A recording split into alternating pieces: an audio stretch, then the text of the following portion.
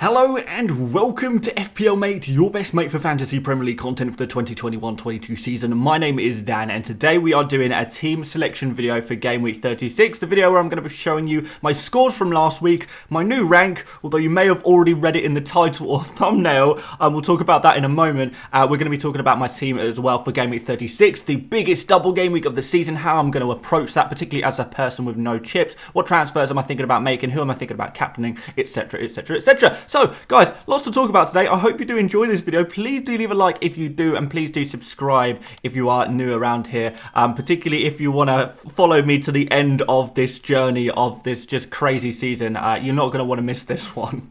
Right, so here are my Game Week 35 points, 73 points. That's not too bad. It's pretty good. It's given me a nice green arrow from an old rank of 37th in the world to now 12th in the world out of, what is it, 9.2 million players? It is, it's crazy. Honestly, it is actually crazy. I cannot believe how high my rank has gone with so few game weeks left in the season. Like, we've kind of joked before about, maybe if I get super ridiculously lucky, maybe I could win FPL. But then things dropped off again and it didn't really look likely anymore. And it was like, I was actually shooting for a top 1k finish not so long ago, but I seem to have really turned it around with some good picks and a lot of luck as well. And it's going really well. So now I'm not saying that I've got a good chance of winning FPL, but there's 36 points between me and first place right now, and I had a look at the first place players team earlier on today, and I have to say I do think my team is actually quite a lot better than their team as well, so I would not be totally surprised if I can close the gap a little bit more, but at the same time I'm not 100% sure. But I've got no chips left. If I'm totally realistic, this game week coming is going to be more about not getting a red arrow than getting a green arrow, but I guess you never know. I mean, I'm well within the top 100 now. I think I'm something like 38 points away from being 100th. So, I'm well in there. I think it's a pretty good situation to be in. So, yeah, here are the points. Here are the point scorers. We got Son. He was obviously the star of the show. A good captain shout in the end to go for him. We brought in Matty Cash last week. He got a nice clean sheet. Trent went on the bench, so we had to unfortunately have Broja off the bench for a 1-pointer. That wasn't great. Kulusevski got benched, but then he got an 8-pointer, which is quite nice. He really looks like he's back to his best again after a couple of meh weeks, I suppose. But yeah, a really good score. I'm really still very happy with my team, and I'm not saying I've got a good chance of winning FPL. I don't, but certainly I'm never going to get a better chance in my lifetime than this season, and I'm just going to try and do my best and see if I can do it. So yeah, let's show you my Game Week 36 team, how I'm going to be setting up, how I'm going to try and tackle the biggest double game week of the season. 3 game weeks left. What are we going to do next? Okay guys, so 1 free transfer. We've got nothing in the bank whatsoever. So I'm just going to lay out the players that I have right now and then kind of tell you my thought processes, what I'm kind of thinking, where I'm going to go from here. But yeah, like I say, I'm pretty happy with my team at the moment, so I'm not too worried about free hitters and bench boosters and things like that, because I think we're in a pretty good position. So yeah, let's start off in goal with Kasper Schmeichel. We are going to go for Schmeichel this week. Out of all of the Leicester players, we know there's going to be a lot of rotation, particularly after the game on Thursday was so recent that we do think there's going to be a little bit of rotation in that Leicester team. But one player that does not get rotated in this Leicester team is Kasper Schmeichel, and just because he's safe, it makes him a really good pick, because we look at these fixtures: Everton at home, Norwich at home. You don't get much better than that in terms of fixtures in a double game week, really, do you? And if there were more nailed on Leicester players, I'm sure we'd all be kind of running and trying to get as many Leicester players as we could, but unfortunately that's not the case. So Josh Schmeichel for me, in terms of Leicester, we've got this nice double game week. I think they've got a good chance of 1 or 2 clean sheets. You'd expect at least 1 clean sheet over this, but possibly 2. Save points as well. It could go pretty well, couldn't it? So fingers crossed for a nice Schmeichel haul for the double game week. Into defence, we've got Trent Alexander-Arnold up against Spurs at home and then Aston Villa away. So 2 games there. I expect Trent to start both of these games. He's had his rest, obviously, last game week.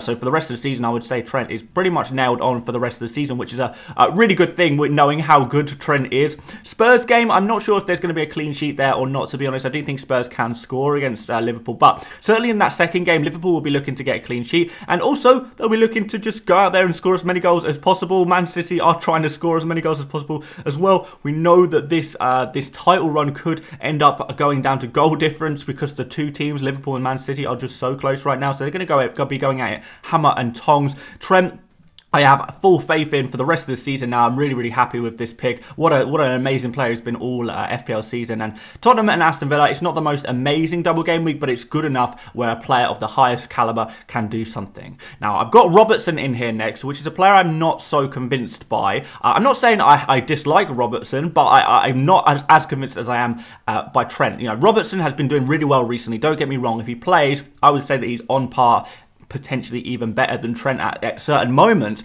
but I do feel like because Trent has had that rest last game week, Robertson, we've seen comments from Klopp saying, you know, he wanted to give Robertson a rest, but he was already resting too many players. Maybe there's going to be a rest at a certain point for Robertson, and Tsimikas is actually going to come in. Now, if I had to guess and speculate at what point Robertson would get a rest, would get a rotation, it would be this away game against Aston Villa during this double game week, just because it's you know, it's a few days before the FA Cup final as well. So if Robertson does need a rest, and Klopp has already said that he previously intended to give Robertson a rest, but then decided against it. If that's still on Klopp's mind, I would say that arguably Aston Villa is the game to do it in. Now, on the other hand, Aston Villa away is not an easy game. It's not a hard game, but it's not an easy game either. And Liverpool do genuinely need to win every one of their remaining games if they have a chance of winning the Premier League. You know, Man City are not going to drop points, really, are they? So we do need to make sure that we consider that as well. So what's going to happen with Robertson? Is he going to get rested? Is he going to get rotated during this double game week? I think there's a chance. And the worst case scenario here is if he gets a blank against Spurs, because, you know, Spurs score against Liverpool, and then he doesn't even play against Aston Villa, and you're left with a 2-pointer Robertson, which is definitely not something that we really want, is it? Next up, we've got Cancelo. This is a player I've got a little bit more confidence in.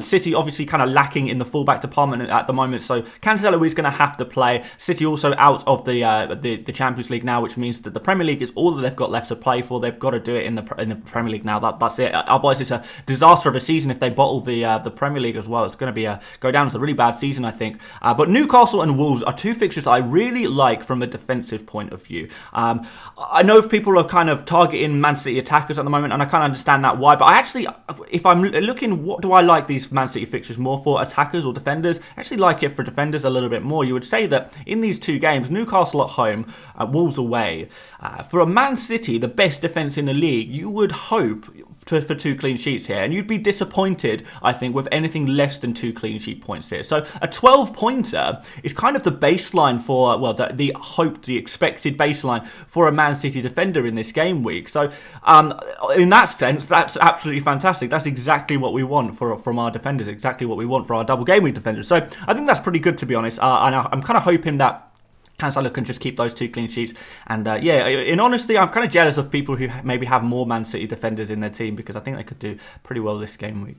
Next up, we've got Matty Cash, the signing I brought into my team last game week. This game week, you've got Liverpool, which is the tough game. But there is Burnley there as well. So Liverpool game, you're not really expecting more than a 1-pointer, really, are you, from Cash? You're expecting Liverpool to score a couple of goals, and you're probably not expecting any goal contributions from Cash in that Liverpool game. So it's a double game week, but it's kind of really more like a single game week for Cash. But the Burnley game is a little bit nicer. Burnley do often struggle to score goals. At the same time, they do leave themselves a little bit open at the moment. We have seen Burnley playing a little bit more attacking football than they have previously, which could leave some gaps open. Potentially, Matty Cash could get goal contributions, which we know he's been very good for this season. It's kind of the reason I brought him in, is to kind of try and chase that upside, the upside of getting an assist or a goal, because we know that's something that Matty Cash definitely has in his locker. So really, I'm hoping for a good haul in the first game against Burnley, and then we'll take a 1-pointer in the second game against Liverpool, to be honest, won't we?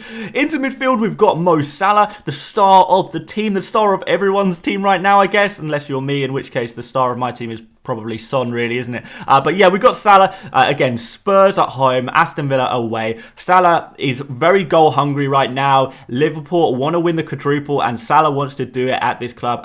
You know, some of the interviews and stuff I've seen from Salah recently, he is in it to win it. He really is. We're not expecting any more rests now. Obviously, he had that rest last game week. So this time, he's probably just going to play every game for the rest of the season, just like Trent Alexander-Arnold. There's going to be no more rotation for Salah.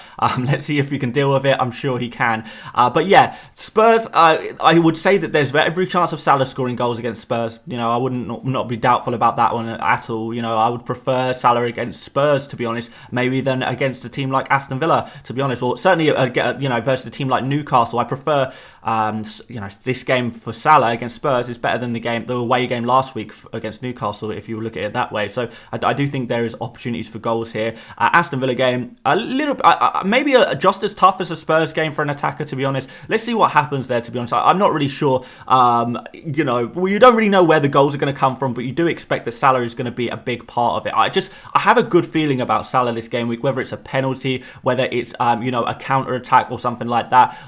It is definitely within the realms of possibility against the Spurs team, who you know, maybe get a little bit desperate if they concede an early goal, against an Aston Villa team who don't really have anything left to play for this season. You know, a Gerrard Aston Villa team as well. I don't know if anyone wants to factor that into anything, but I can't imagine exactly Steven Gerrard talking to the Aston Villa players and giving a real good team talk and getting the players two up for this one, because Gerrard is probably thinking, well, maybe I kind of want Liverpool to win so they can win the Premier League. I don't know. I'm just speculating. I'm not saying anything. We got HeungMin Son next, who is the star of my team. Really, a player I absolutely adore, despite being an Arsenal fan. I've just always been a huge fan of Son. I just love what he's all about, to be honest, and I love him as a football player.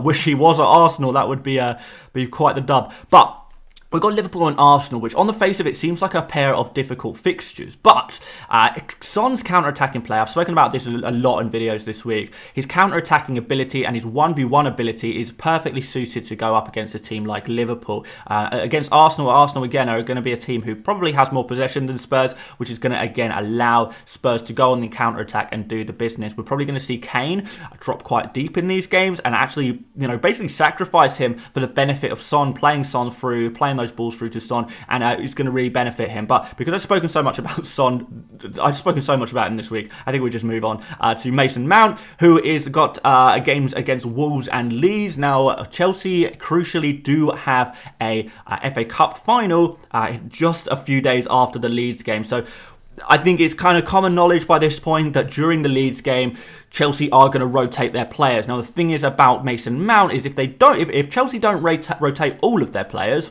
if they just keep some of their players across both of the games, who do you think those kind of players are going to be? Well, Mason Mount, who would be a strong contender, because there's just no one else like him in that team. And Arsenal are kind of slowly creeping up to Chelsea. I think there's only 3 points in it now. Chelsea are going to want to lock down that third position. They're going to want to get that fourth place minimum locked in as soon as physically possible. And they're going to have to do that with a couple of wins. Now, this Wolves game is a really interesting one, because Wolves just went to pot last game week against Brighton. It went terribly. It was a terrible performance. Wolves honestly could have lost by more goals than they did. If Brighton is scoring that many goals against you, you know you're in big trouble. So I think there's something going on at Wolves at the moment. I don't know. I saw rumours of like a bust up in the training ground or something like that, and Wolves have just kind of decided to just. It's just like, whatever, forget this season. Let's just wait for the next season, and we'll go from there. Obviously, players like Johnny and Jimenez dropped kind of out of the blue last game week as well. I don't know what's going on there, but I do think that there is potential for some players playing against Wolves to capitalise on whatever is going on there at the moment. And then there's the Leeds game, which is another fantastic fixture. So if you had some nailed Chelsea players across these two fixtures, you would love that. You would absolutely go for that. Those would be amazing players to go for. But we just know there's going to be a rotation. But if one player's not going to get rotated, it's potentially Mason Mount, isn't it? So, yeah, I think I'm really tempted to keep Mount and play him and just see what happens. And, you know, you never know. You could get something really good in the Wolves game alone. But there we go. We'll see. We've got Saka, the Arsenal in-form man, I suppose, at the moment. Another goal contribution with the assist against West Ham. Two good fixtures. Leeds at home, Spurs away. Okay, maybe Spurs away is a little bit tougher, but I do imagine there will be goals in that game at least. So we are going to want some Arsenal attackers in our team. Leeds game at home is obviously obviously a really good fixture for anyone as well. And Saka is still going to be on penalties. He's still going to be the main man, the star man, nailed on, starting every game. Plenty of rest since last game week. Plenty of rest in general for Arsenal players at the moment, so I'm not too worried about rotation really over the double game week. And Saka is going to do another phenomenal job. But everyone in the top 10k owns Saka anyway, so I mean, you know, if he does well, it doesn't really impact me too much. Although a few people are kind of considering selling Saka at the moment, which I find interesting. I definitely won't be doing that. And finally, we're going to finish off the midfield with Kulusevski. Again, well, same situation with Spurs, except you haven't got as good of a player. Kulusevski is just so good, though. We've seen how good he is. Again, he comes on in that last game against Leicester, and he just turns the whole game around and plays so well, and kind of has that after being substituted, he has that kick to say, "Come on, right? This is what you've got to do. It's the first season. You've had a little bit of a lull. It's time to get back in it. This is the tail end of the season. We've got to win every game, or as many games as possible."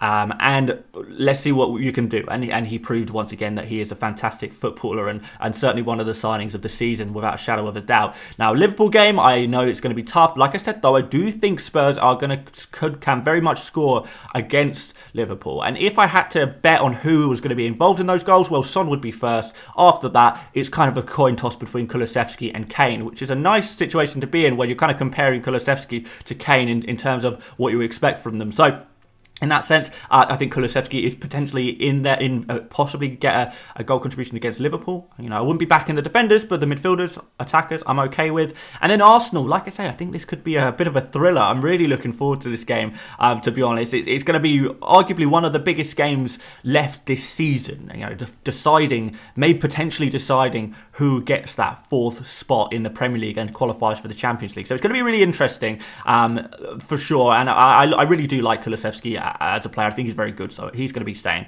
But we've got one more player, the forward, Chris Wood. He is a player who is not going to be staying, and that's why I put him on the pitch immediately, because he's a player who I'm pretty much decided, I don't want to say 100%, there's no such thing as 100%, but 90% I will be removing Chris Wood from my FPL team this game week. And I don't know exactly what I'm going to be doing, but it will most likely involve removing Chris Wood. So yeah, he's there for now, but he's not staying there. Onto the bench, guys. We've got Ramsdale. Not a bad double game week, to be fair, but you know, you prefer Schmeichel with those fixtures, don't you? Got Weghorst, Broja, Burn. Not really going to play Burn, I don't think. Broja is kind of off form, getting rotated.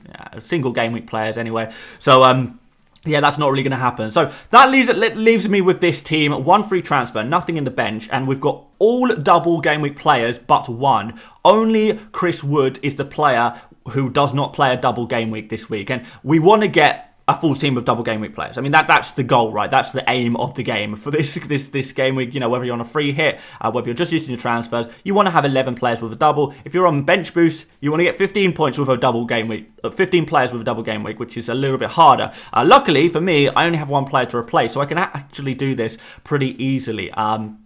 But there's a few different routes I can take, some involving a -4, which I'm not 100% I want to do. I'll start you off with saying the most simple move I can make this week, and that would be Chris Wood to Eddie Nketiah. That would be a super simple transfer move that would just sort it out. No hits needed. I would put a load of money in the bank, and everything would look pretty good. Well, I really like these two fixtures for Arsenal. Like I say, I think there'll be goals in there. Arsenal with a lot to play for. I got Everton at home in the last game week as well, which is a pretty decent fixture. So yeah, in general, I really like that transfer. But if I had to choose one player who I want to bring in this game week, and money was not really too much of an issue, it would actually be Richarlison.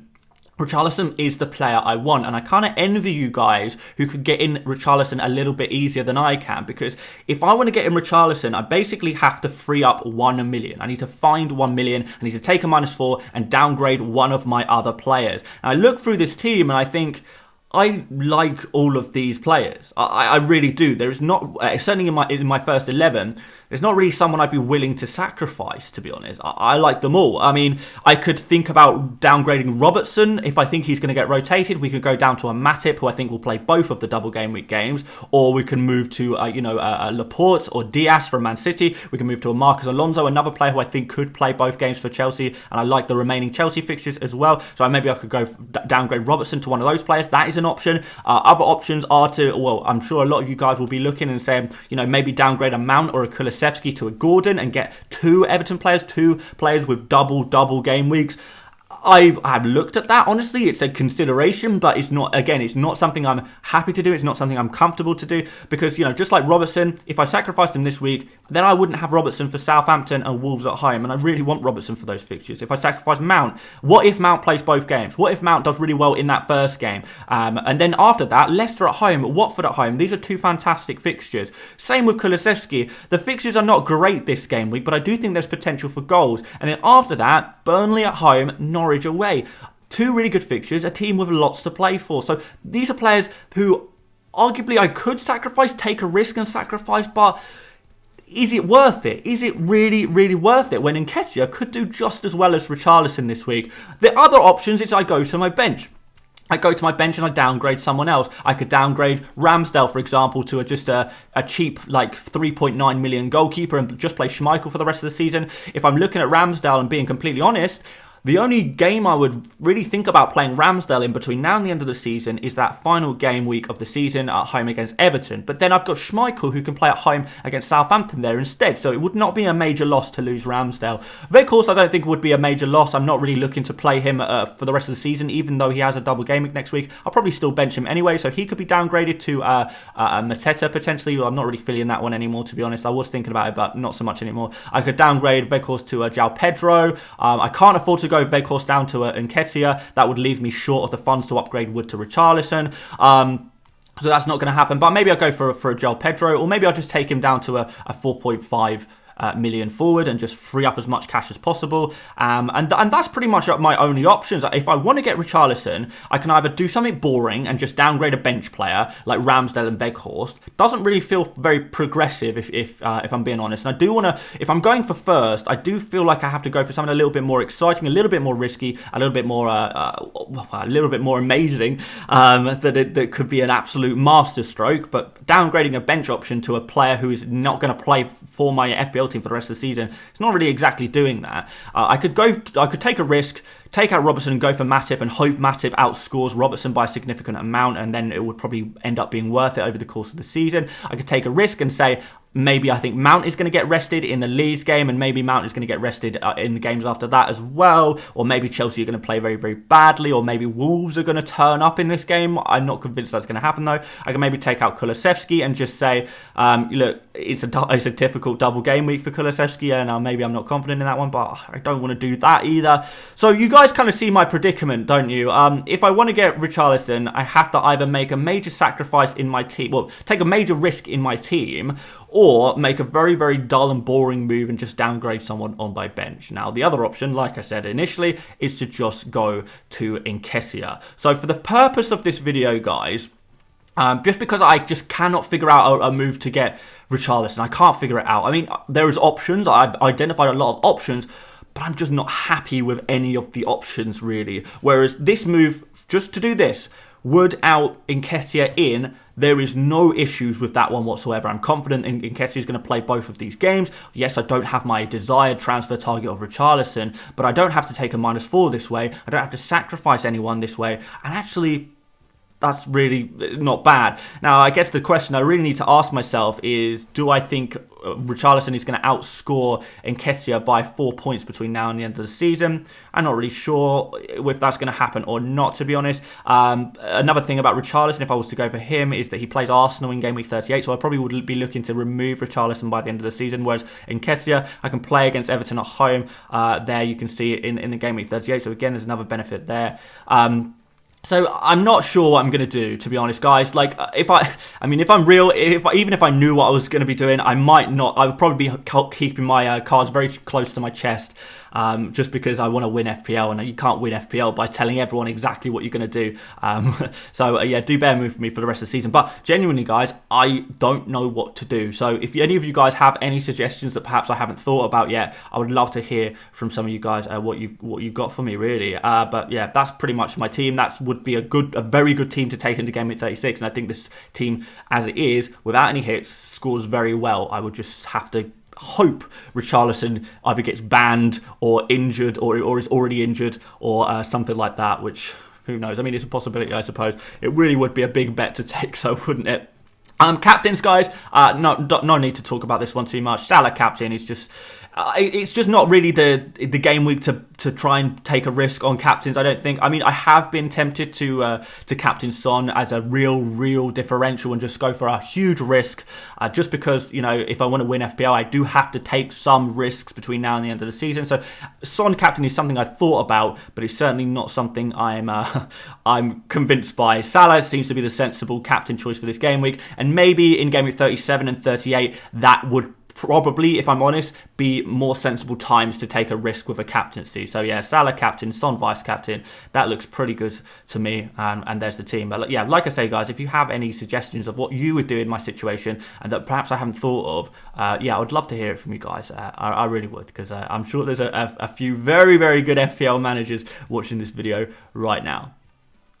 Guys, thank you so much for watching. Please do leave a like. I'm sorry I couldn't, you know, give you a definitive or even very clear transfer plan. Like I say, there's just so many options I have right now, and there's a lot of pressure as well. So I do want to make sure I get it right, and I don't want to say I don't want to commit to anything until the deadline. Really, I really don't want to commit to anything right now. But yeah, hopefully this video was enjoyable. Anyway, I'm going to need all of your luck. So the likes, if you want to subscribe and see if I genuinely can win FPL, it's within the realm of possibility. Technically, it's going to be difficult, but it is possible. Yeah, so if you haven't done already, make sure you do subscribe and follow my journey to the end of the season, and then you can unsubscribe after that if you want to. But yeah, that's pretty much it, guys. Thank you so much for watching. I'll be doing a stream later on today where we'll be talking a little bit more about the different options I can move with my FPL team, which you might find kind of interesting. I'll try and answer some of your questions on stream later as well, so do tune into that. Or if you're watching this video later on, maybe the stream's already happened, you can go check out the stream replay.